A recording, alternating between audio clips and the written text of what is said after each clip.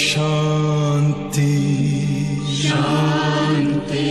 ओम शांति शांति। अंतर मन में ज्योति जगा लो, होगा दूर अंधेरा।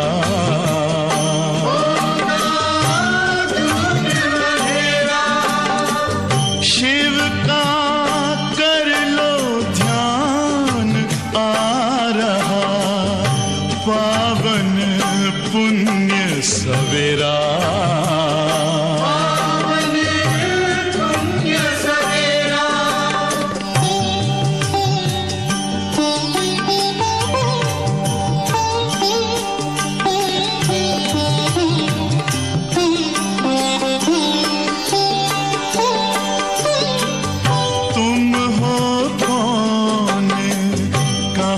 से आए अपने आप को जानो, राजयोग के द्वारा अपना परम पिता पहचानो। इसी राजपथ पर चलकर पालो अपना बसेरा।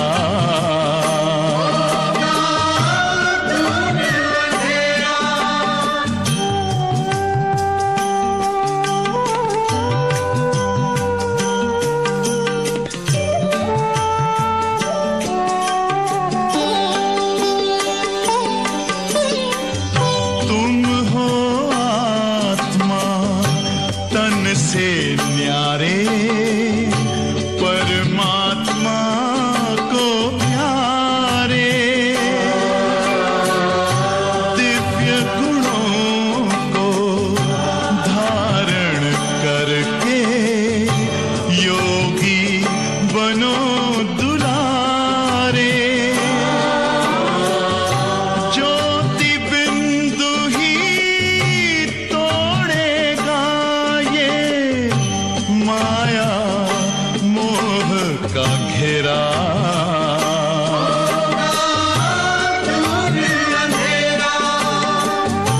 अंतर मन में ज्योति जगा लो, होगा दूर अंधेरा।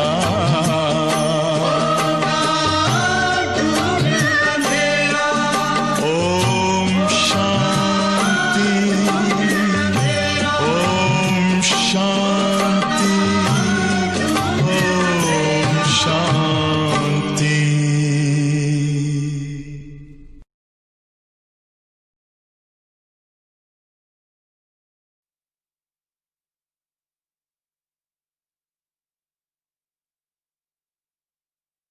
ओम शांति। मुरली की तारीख है 31/10/2020। अक्टूबर महीने का अंतिम दिन है। बाबा कहते, बच्चे, दुनिया में सभी मनुष्य आत्माएं सुख और शांति की चाहना रखती है, उसमें भी शांति की ज्यादा रखती है। भगवान को भी कहते हैं शांति देवा। तो सुख शांति मांगते रहते, पर उनको मालूम नहीं कि सुख शांति मिलेगी कैसे, कौन देगा। तो बाबा आते हैं, बाबा के द्वारा ही हम सुख शांति को प्राप्त कर सकते, क्योंकि बाबा ने बताया कि सुख शांति का जो फाउंडेशन है, जननी है, माँ है, वो है पवित्रता, जो हमारे पास रही नहीं और उसके कारण हम दुखी हुए, अशांत हुए। फिर बाबा कहते, बच्चे, एक तो है व्यक्तिगत अशांति और दूसरी है विश्व में अशांति। तो दोनों भी मांगते रहते हैं।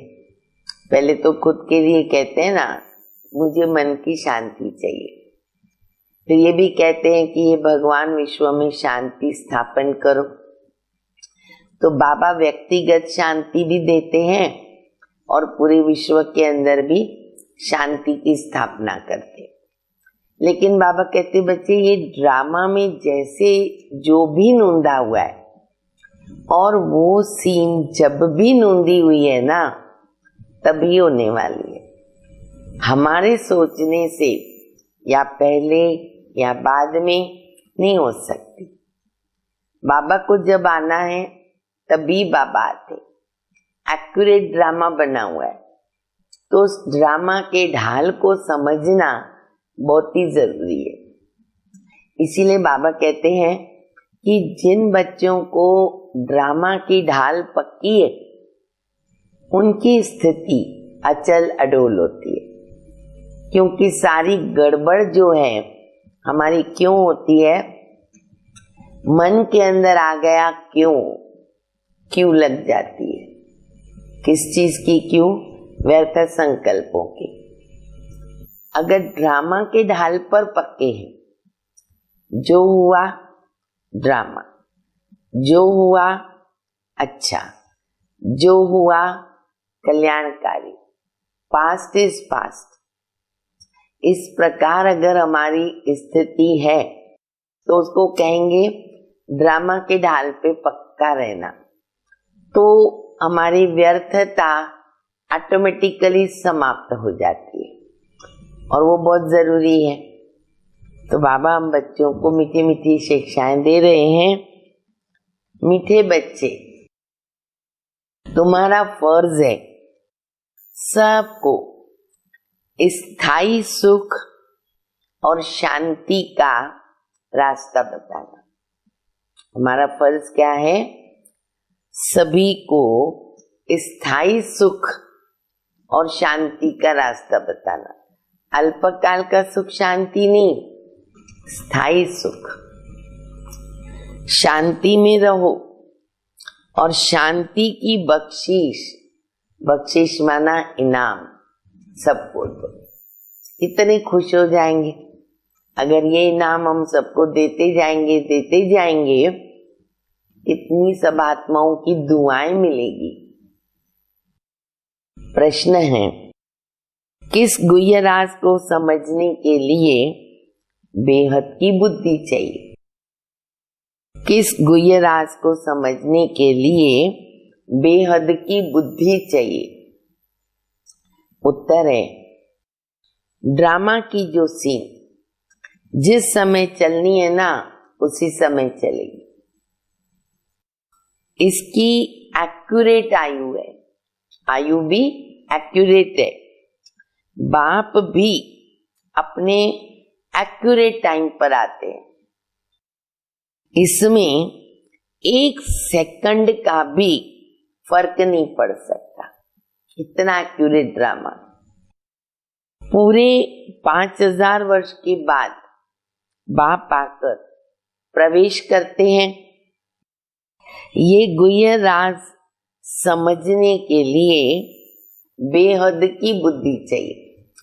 ऊपर से दिमाग में ये पॉइंट बैठ गई, वहां तक नहीं चलेगा। अगर दिमाग तक है तो परिस्थिति आने पर स्थिति हिल जाती है। इसीलिए बाबा कहते हैं कि इस राज को समझना माना बेहद की बुद्धि, विशाल बुद्धि चाहिए। मुरली का गीत है, बदल जाए दुनिया न बदलेंगे हम तुम्हारी कसम। ओम शांति। रूहानी बच्चों प्रति रूहानी बाप बैठ समझाते हैं, बच्चों को रास्ता बताते हैं। कौन सा रास्ता बाबा बताते हैं? शांति धाम और सुख धाम का। इस समय सभी मनुष्य विश्व में शांति चाहते हैं। हर एक इंडिविजुअली भी चाहते हैं और विश्व में भी शांति चाहते हैं। हर एक कहते हैं मन की शांति चाहिए। अब वह भी कहां से मिल सकती? शांति का सागर तो बाबा ही है, उनसे ही वर्षा मिल सकता है। इंडिविजुअली भी मिलता है और होलसेल भी मिलता है। ये दोनों वर्षा जो है शांति का, वो कौन देगा? बाबा ही दे सकता। विश्व में शांति तो होनी ही है, चाहे कोई वर्षा लेने आवे या न आवे। ड्रामा एक्यूरेट चलता रहेगा, टाइम पर घूमता रहेगा। तो बाबा कहते वो तो होनी ही है।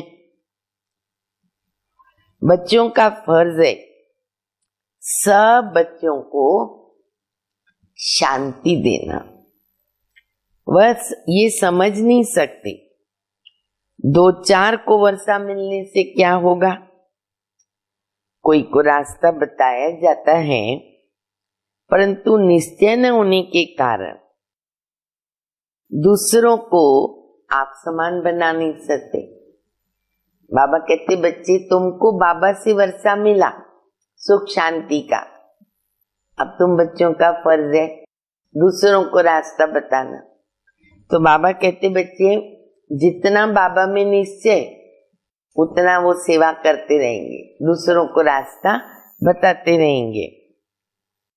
जो निश्चय बुद्धि है वह समझते हैं कि बाबा से हमको वरदान मिल रहा है। वरदान देते हैं ना, भक्ति मार्ग में क्या चलता है, जिसको आशीर्वाद भी कहते हैं। तो बाबा कहते हैं वरदान देते, कौन सा?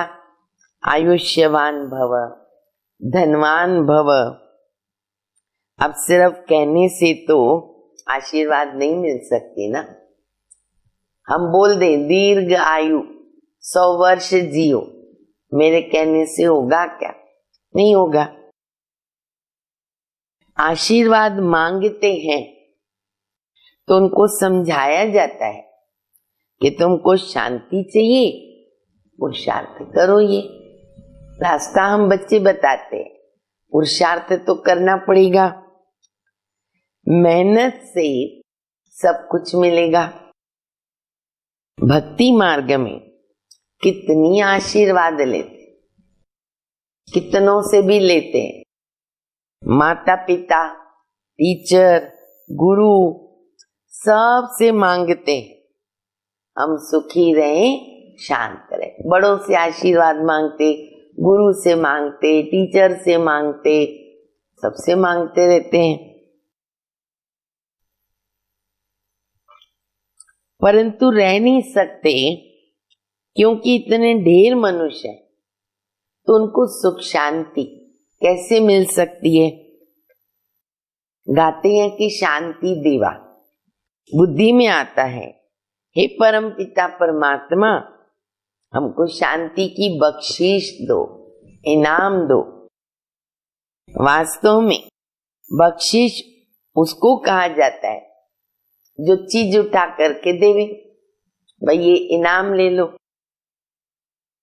कहेंगे लो तुमको ये हम बख्शीश देते हैं, इनाम है। बाबा कहते हैं बख्शीश कोई कितनी भी करते हैं, आशीर्वाद देते हैं, बख्शीश करते, धन की, मकान की, कपड़े आदि की भी करते हैं, तो वो हो गया दान पुण्य अल्पकाल। कोई धन देता, कोई मकान लेके देता, कोई कपड़ा देता, तो बाबा कहते ये हो गया अल्पकाल का दान पुण्य। मनुष्य को देते हैं, शाहूकार गरीब को, अथवा शाहूकार को भी देते आए हैं। परंतु ये तो है शांति और सुख, वो भी स्थायी, अल्पकाल का नहीं। यहाँ तो कोई एक जन्म के लिए भी सुख शांति नहीं दे सकते, क्योंकि उनके पास ही नहीं है। देने वाला तो बाबा है। उनको सुख शांति पवित्रता का सागर कहा जाता। ऊंच ते ऊंच भगवान की महिमा भी गाई जाती है। समझते हैं उनसे ही शांति मिलेगी,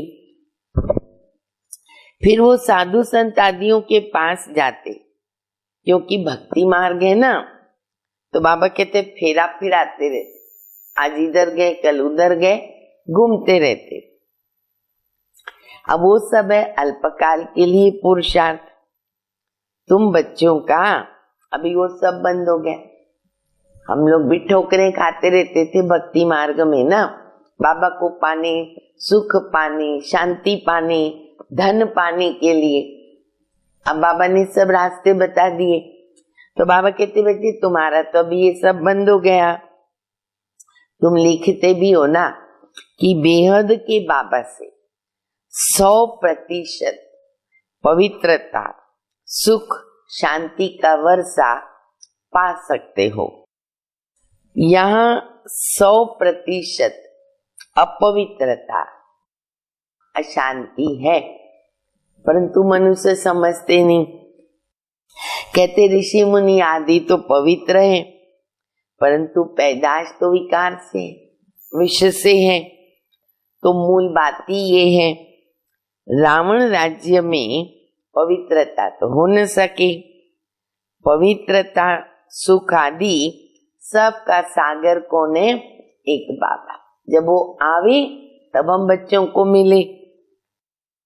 तुम जानते हो हमको शिव बाबा से 21 जन्म अर्थात 2500 वर्ष के लिए वर्षा मिलता। कितना बड़ा वर्षा है। अच्छा, वो भी गारंटी। कितनी गारंटी दे रहे बाबा? आधा कल्प सुखधाम और आधा कल्प दुखधाम। सृष्टि के दो भाग, एक नई और एक पुरानी।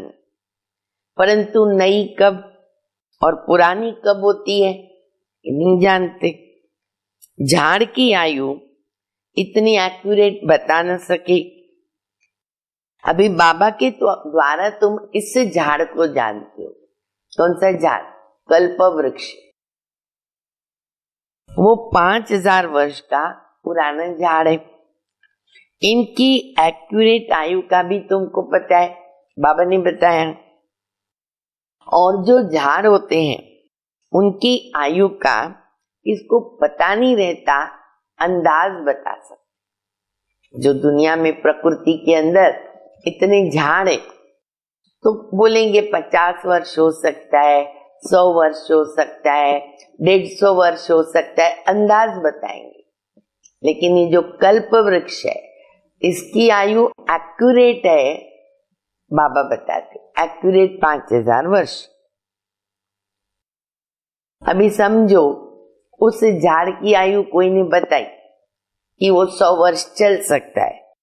तूफान आया, झाड़ गिर गया, आयु तो उसकी पूरी हो गई ना।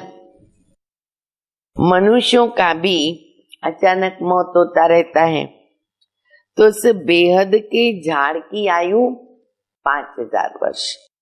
इसमें एक दिन न कम और न ज्यादा हो सकता। ये एक्यूरेट है। ये बना बनाया झाड़ है, इसमें फर्क नहीं पड़ सकता। ड्रामा में जो सीन जिस समय चलनी है ना उस समय चलेगी। बहुत पक्का करो ड्रामा को। अभी भी बहुत परिस्थितियां आएंगी। ड्रामा की ढाल पक्की है तो हम पास हो जाएंगे। थोड़ा सा भी पट्टे से उतर गए ना तो हमारी स्थिति डगमग हो जाएगी। तो बाबा कहते ड्रामा में जो सीन जिस समय चलनी है उसी समय चलेगी। हूबहू रिपीट होती है और आयु भी एक्यूरेट है। बाप को भी नई दुनिया स्थापन करने आना है, एक्यूरेट टाइम पर आते हैं। 1 सेकंड का भी उसमें फर्क नहीं पड़ सकता। कल्प पहले जब बाबा आए थे, बाबा का जो टाइम है वो टाइम पर ही बाबा आएंगे। 1 सेकंड का भी फर्क पड़ न सके। यह भी अब तुम्हारी बुद्धि में, अभी बाबा ने बेहद की बुद्धि दी है तो हम बच्चों की बुद्धि में आया। तुम ही समझ सकते हो। पूरे 5000 वर्ष के बाद बाबा आकर प्रवेश करते हैं, इसलिए शिवरात्रि कहते हैं। कृष्ण के लिए जन्माष्टमी कहते हैं।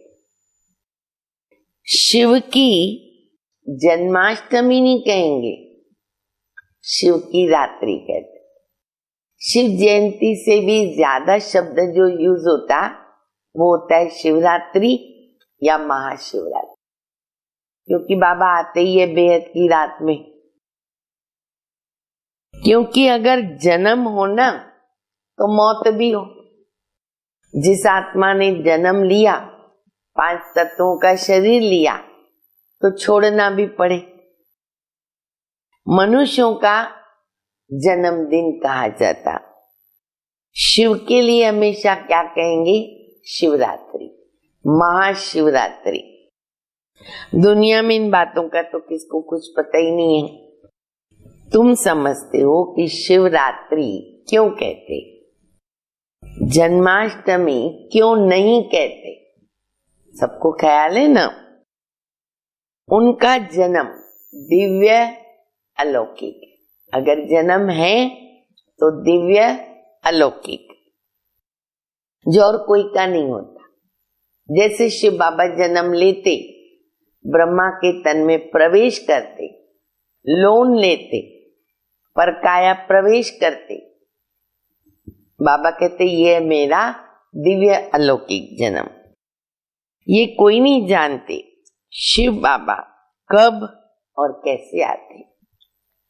शिवरात्रि का अर्थ क्या है? तुम बच्चे जानते हो,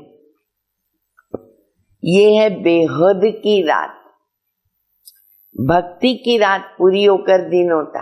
इसलिए देखो, और कोई जयंती के पीछे रात्रि शब्द नहीं यूज होता। एक बाबा की ही शिव जयंती है जिसको कहेंगे शिवरात्रि। ब्रह्मा की रात और दिन तो हम ब्राह्मणों का भी हो गया। एक ब्रह्मा का खेल थोड़ी चलेगा, अकेला ब्रह्मा कैसे चक्कर लगाएंगे? तुम जानते हो, अब दिन शुरू होता है, पढ़ते पढ़ते हम चले जाएंगे अपने घर, फिर दिन में आएंगे। आधा कल्प दिन और आधा कल्प रात गाई हुई है, परंतु किसकी भी बुद्धि में नहीं आता है। वो लोग तो कहेंगे कि कल्प की आयु 40,000 वर्ष बाकी है, और सतयुग की आयु को क्या कर दिया? लाखों वर्ष बता दिया। वो देवताओं के दिन है ना, बहुत बड़े बड़े गिनती करते, लाखों वर्ष बता दिया। तो फिर आधा आधा का हिसाब नहीं ठहर सकता। कल्प की आयु का किसको भी पता नहीं। तुम सारे विश्व के आदि मध्य अंत को जानते हो। अब बाबा ने हमको सब कुछ बता दिया। ये 5000 वर्ष के बाद सृष्टि चक्र लगाती रहती। सृष्टि के अंदर चक्र है। सृष्टि तो अनादि अविनाशी, पर ये चक्र घूमता है। जैसे कल भी बाबा ने कहा, ऊपर की चीज नीचे, नीचे की चीज ऊपर, आती रहेगी वो। विश्व तो वही है। उनमें पाठ बजाते बजाते मनुष्य तंग हो जाते कि ये क्या आवागमन का चक्कर है। अगर 84 लाख जन्मों का आवागमन होता, पता नहीं क्या हो जाता। ये 84 जन्मों से तंग आ गए। 84 लाख होता, बाबा कहते क्या हालत हो जाती। न जानने के कारण कल्प की आयु बहुत बढ़ा दी, लंबी कर दी। अब तुम बच्चे बाबा के सन्मुख पढ़ रहे हो, अंदर में भासना आती है ना। हम प्रैक्टिकल में बैठे बाबा के सामने। पुरुषोत्तम संगम युग को भी तो जरूर आना है। कब आता है, कैसे आता है, ये कोई नहीं जानता। तुम जानते हो तो कितना गदगद होना चाहिए। बाबा आया, संगम युग चल रहा है, बाबा हमको भी घर ले जाएंगे, फिर हम स्वर्ग में जाएंगे। हमारे अंदर दिल गदगद होनी चाहिए, खुशी होनी चाहिए। तुम्हें कल्प कल्प बाबा से वर्षा मिलता और तुम माया पर जीत पाते हो, फिर हारते भी हो। तो ये है बेहद की हार और जीत का खेल। उन राजाओं की बहुत हार जीत होती रहती है, अनेक लड़ाइयां लगती रहती है। द्वापर युग से क्या हो जाता है, जो राजाएं बनते हैं तो बाबा कहते हैं उनकी बहुत बार हार जीत होती, टुकड़े टुकड़े के लिए लड़ाई होती है। तो कभी हार हो गई, कभी जीत हो गई। छोटी सी लड़ाई लगती है ना, कहते हैं हमने जीता। मान लो विजय हुई, एक राजा की तो विजय होगी ना, दो लड़ेंगे तो उनको क्या लगता है, हमने जीता। बाबा कहते क्या जीता, थोड़ा सा टुकड़ा जीता, कितने खुश हो जाते हैं। बड़ी लड़ाई में अगर हार लेते हैं, समझो बड़ी लड़ाई लगी, कभी छोटी लगती कभी बड़ी लगती, बड़ी लड़ाई में हारते ना तो फिर उनका झंडा गिरा देते। पहले पहले तो एक राजा होता है, फिर और धीरे धीरे वृद्धि को पाते हैं। पहले पहले लक्ष्मी नारायण का राज्य था, फिर और राजा शुरू हो गए। जैसे पोप का दिखाते हैं, पहले 21 था, फिर नंबरवार और पोप भी बैठते गए, सीट पे बैठते रहते हैं। किसकी मृत्यु का ठिकाना तो नहीं है ना, बोल नहीं सकते कब आएगी, किसको मालूम है मेरी मृत्यु कब आएगी। इसीलिए एवर रेडी। तुम बच्चे जानते हो कि बाबा हमको अमर बना रहे, अमरपुरी का मालिक बन रहे, कितनी खुशी होनी चाहिए। ये है मृत्यु लोक और वो है अमर लोक। इन बातों को नया कोई समझ नहीं सकता। अब नया बैठ के ये मुरली सुनेगा, क्या बोल रहे पता नहीं कौन सा अमर लोक, तो समझेंगे अमर लोक तो ऊपर ही है भगवान के पास। तो नया समझ नहीं सकता। अच्छा, फिर उसको मजा भी नहीं आएगा, बात समझ में नहीं आएगी तो कंटाल आएगा ना। इसीलिए नए को बाबा की मुरली में नहीं बिठाते, क्योंकि नहीं समझेगा फिर आप उनको बोलेंगे कल आओ, आने की दिल नहीं करेगी। जितना पुरानों को आएगा उतना नए को तो मजा नहीं आएगा। तो दिन प्रतिदिन वृद्धि को पाते रहते हैं, निश्चय पक्का हो जाता है। अब बाबा कहते हैं इसमें सहनशीलता भी बहुत होनी चाहिए। सहनशीलता अपने आप में बहुत बड़ा गुण है, और एक एक गुण के पीछे उनके जो बाल बच्चे हैं ना वो भी आ जाते हैं। जैसे अवगुण के भी बाल बच्चे, क्रोध को उठाओ, कितने बाल बच्चे वो भी साथ में आ जाते। ऐसे गुण के भी हैं। अगर हम सहन करते हैं, हमारे अंदर धैर्यता, शांतता, बहुत कुछ अंदर आता है। और सहन करना किसको कहा जाता है? सहन करके भी चेहरा हर्षित मुख, आत्मा की स्थिति में परिवर्तन न हो। ऐसे न हो बाहर शांत हो गए, डिस्कस नहीं किया, चुप हुए, मन चलता रहे, स्थिति हलचल में रहे, उसको सहन करना नहीं कहते। और दूसरी एक बात याद रखें, अगर हमारे मन में ये विचार आया मैंने बहुत सहन कर लिया, मैंने 10 बार किया, अभी उसको भी करना पड़ेगा, उसको सहन करना नहीं कहेंगे। सहन करने वाला कभी गिनती नहीं करेगा, गुण को यूज करता रहेगा, संस्कार बना देगा। तो बाबा कहते हैं सहनशीलता बच्चों के अंदर जरूर होनी चाहिए।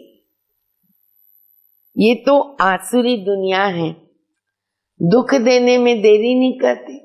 अब लोगों के स्वभाव आसुरी है, क्या करेंगे, वो वैसे ही कर्म करेंगे ना।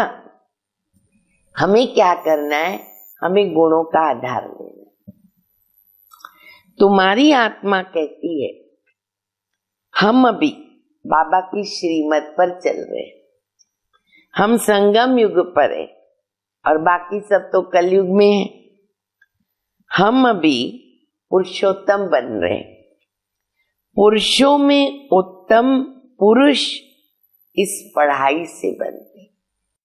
पुरुषोत्तम, पुरुषों में उत्तम पुरुष केवल बाबा बना सकता, इस रूहानी पढ़ाई से। पढ़ाई से ही चीफ जस्टिस आदि बनते, कितनी बड़ी बड़ी पोस्ट होती है। तुमको तो बाबा पढ़ाते हैं, तो इस पढ़ाई से अपने पुरुषार्थ अनुसार पद पाते। जितना जो पढ़ेंगे उतना ग्रेड मिलेगा, first grade, second grade, third grade हमारे ऊपर है। इसमें राजाई की ग्रेड है। वैसे उस पढ़ाई में राजाई की ग्रेड नहीं होती, पोस्ट बहुत है लेकिन राजाई की ग्रेड नहीं होती। तुम जानते हो बाबा जो पढ़ाते हैं उनसे हम क्या बन जाते, राजाओं के राजा। तो अंदर में कितनी खुशी होनी चाहिए।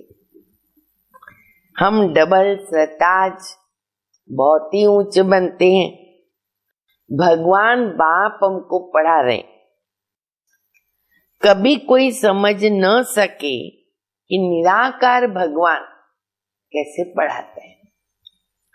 मनुष्य पुकारते हैं ना कि पतित पावन आओ, आकर हमको पावन बनाओ, फिर भी पावन नहीं बनते।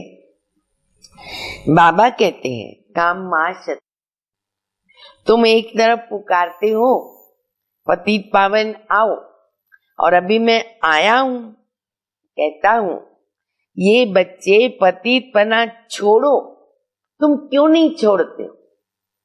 मुझे बुलाया पावन बनाओ, मैं आया हूं, अब मेरी आज्ञा है पतित पना छोड़ो, क्यों नहीं छोड़ते हो। ऐसे थोड़ी बाप तुमको पावन बनाए और तुम पतित बनते रहो। तो ढेर ऐसे पतित बनाते हैं। कोई सत्य बताते हैं कि बाबा हमारे से भूल हो गई। बाबा कहते कोई भी पाप कर्म हो जाए ना, फौरन बताओ, बाबा को तुरंत बताओ, माफी मांगो, लिख करके दो। कोई सच कोई झूठ बोलते, कौन पूछता है। मैं थोड़ी एक एक के अंदर बैठ के जानूंगा, ये तो नहीं हो सकता। मैं तो आता हूं राय देने, रास्ता बताने। पावन नहीं बनोगी, नुकसान किसका।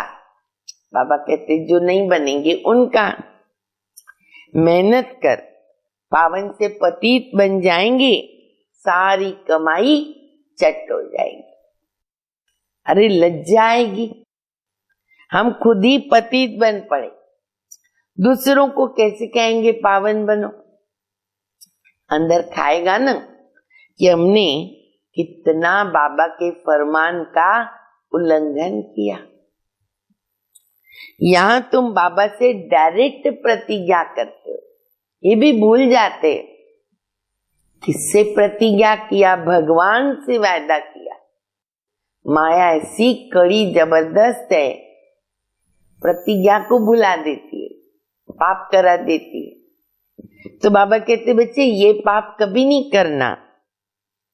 जानते हो कि बाबा हमको सुखधाम शांति धाम का मालिक बना रहे, हाजिर नाजिर है, हम उनके सन्मुख बैठे। भगवान शिव बाबा हमारे हाजिर नाजिर है। बाबा सब देख रहे, हमारे सन्मुख है, साथ है, पास है। इनसे पहले ये नॉलेज थी क्या? नहीं। और ना कोई गुरु था कि जिसने नॉलेज दी हो।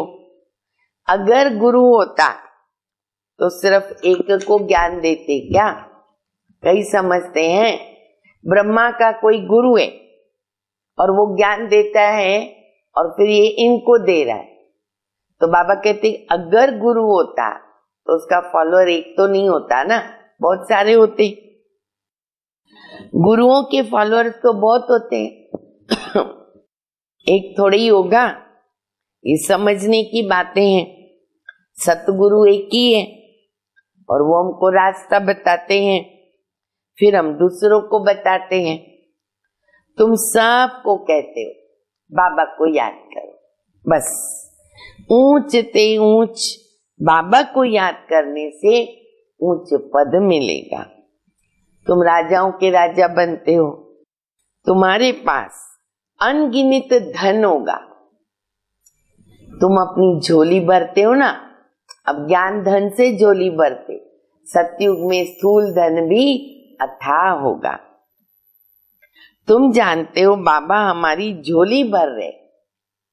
कहते कुबेर के पास बहुत धन था, कहावत है कुबेर का धन है, कुबेर के पास बहुत धन था।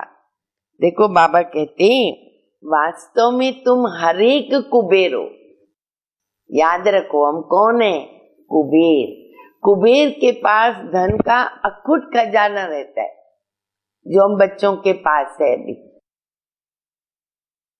तुमको वैकुंठ रूपी खजाना मिल जाता है। खुदा दोस्त की भी कहानी, 2-3 कहानी बाबा ने याद करा दी। खुदा दोस्त की भी कहानी है।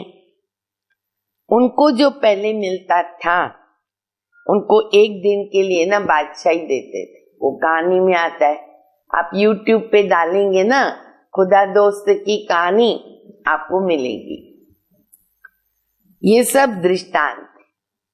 फिर अल्लाह अवलदीन की भी कहानी। अल्लाह माना बाबा। अब अवलदीन रचता है, कहते ना ठगा किया, खजाना मिल गया। तो बाबा अल्लाह अवलदीन कितने खजाने देते। फिर साक्षात्कार होता। तुम जानते हो बरोबर हम योग बल से विश्व की बादशाही लेते। बाबा हमें विश्व की बादशाही कैसे देते? योग बल से, बाहुबल से नहीं।